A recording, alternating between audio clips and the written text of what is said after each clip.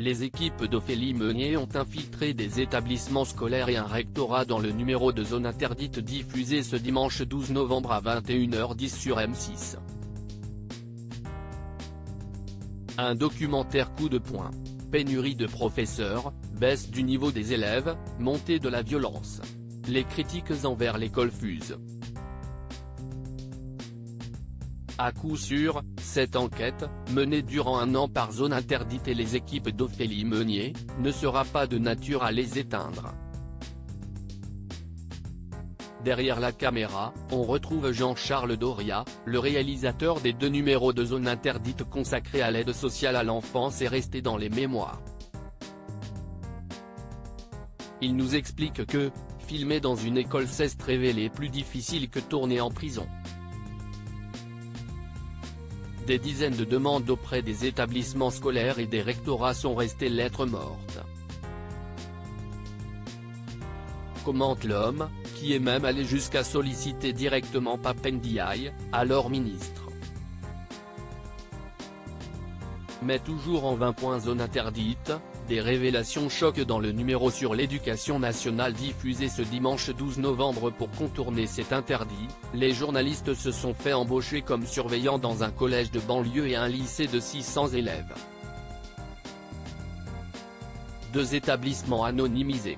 Il ne fallait pas qu'ils soient reconnaissables, pour éviter toute stigmatisation, précise Jean-Charles Doria. Le résultat, filmé en caméra cachée, est édifiant. Pour preuve, dès leur première journée d'immersion, la même classe de lycéens se retrouve avec 3 professeurs absents. Ce jour-là, il en manquera 10 au total dans l'établissement. Résultat, les élèves s'entassent en salle de permanence ou dans les couloirs. On n'avait plus l'impression d'être sur un terrain de jeu ou à la piscine municipale que dans une école, constate amèrement le réalisateur. Autre séquence qui laisse sans voix, pour pallier le manque d'enseignants, certains cours sont donnés par des professeurs. En visio, Zone Interdite dévoile qu'un professeur a été payé pendant 3 mois.